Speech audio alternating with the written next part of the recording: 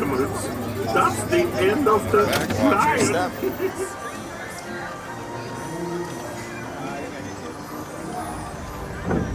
And away we go. Hello everybody, good evening and welcome aboard the Flora. My name is Lorenz. I'll be your captain and storyteller on today's voyage to Storybook Land. Now, just like Princess Tiana, we are almost there, but first, for your safety, please remain seated, keeping your hands, arms, feet, and legs inside the boat at all times. Parents, please be sure to supervise your children. And lastly, whatever you do, remember that on this boat, we don't talk about Bruno. Now, while most people venture out into the Great White somewhere, they usually do so through the pages of a really good book, just like our friend Belle. Today, we're about to enter through the hungry jaws of Monster the Whale. The same whale who almost ate our friends Pinocchio and Geppetto. That's Hakuna Matata, everybody. It means no worries. I know it might be a little hard to swallow. But as you can see, our tale begins where the whale's tail ends and takes us into a magical place called Storybook Land.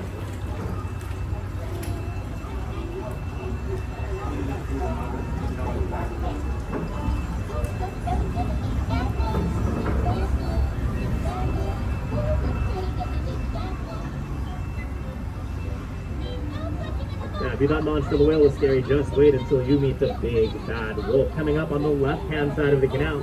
He's always after the three little pigs who live on the island, just across the way, in a house made of straw, a house made of sticks, and a house made of 100% guaranteed wolf-proof bricks.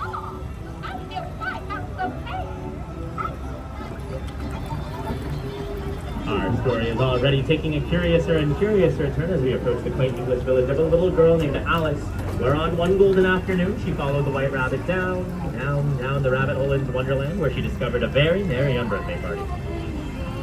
But if that's not your cup of tea, then think of a wonderful thought. On the second star to our right is London Park, where Peter Pan took Wendy, John, and Michael Darling on a flight to Neverland with a little bit of faith, trust, and pixie dust.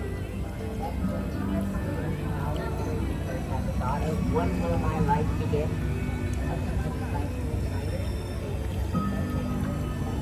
One jump ahead across the canal is Agrabah, city of mystery and enchantment, where a street rat named Aladdin stole the heart of a princess named Jasmine.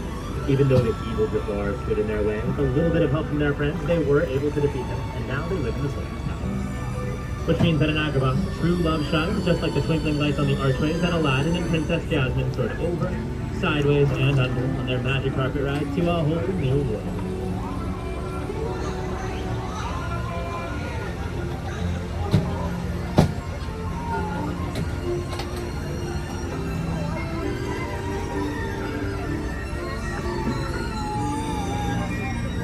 All good stories have their moments of love and their moments of light. Sometimes they go to some pretty dark places too, just like the Cave of Wonders. Legend has it is home to a genie with phenomenal cosmic powers who will grant 3 wishes to the diamond in the rough. So let's go inside, make a wish, and see if it comes true.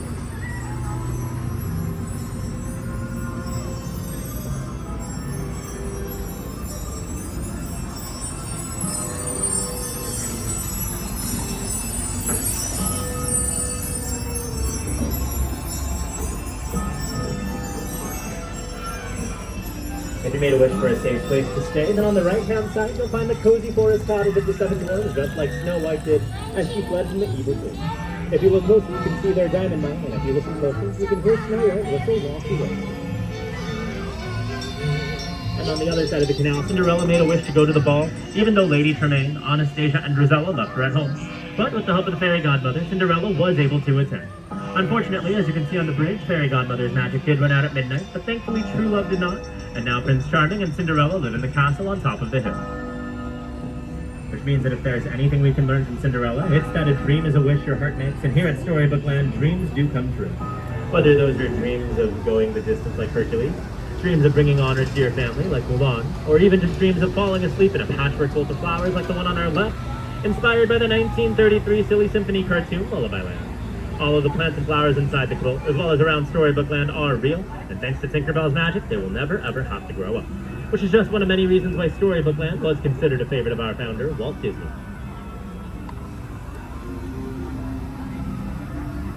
And speaking of enchanted flowers, it was a flower enchanted with a golden drop of sunlight that gave Rapunzel's hair its magical glowing powers.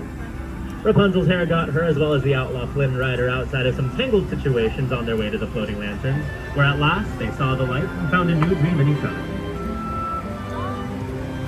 And if you look closely along the way, it seems like you can find some of Flynn Rider's wanted posters but it looks like they just can't get his nose right.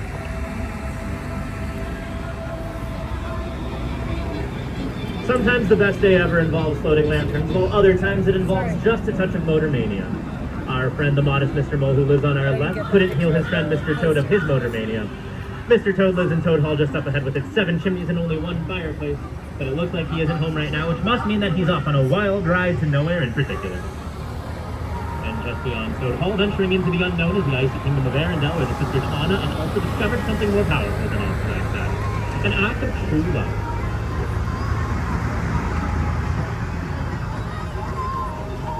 Up ahead underneath the mighty majestic Matterhorn Mountain is the humble alpine village of Geppetto the Woodcarver, where he wished upon a star for his puppet Pinocchio to become a real boy. The Blue Fairy granted that wish, and Pinocchio let his conscience be his guide and rescued his father from Monstro the Were.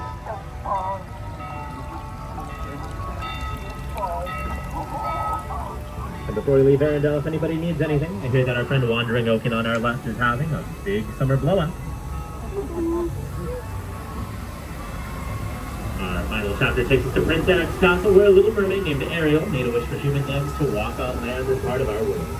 Even though she left her friends and family behind under the sea to our left, just behind the waterfall, they knew she was living her happily ever after. Which brings our story to a happy ending as we return to the dock. So remain seated, keeping your hands, arms, and fingers inside the boat away from the dock. On my count of 3, we will all stand up together for balance, so no poor unfortunate soul has to go under the sea. Once again, I've been Captain Lorenz, and on behalf of all of our storytellers, thank you for joining us on our wondrous journey today. We hope you have a fantastic rest of your day here at Disneyland, and that you reach out and find your happily ever after.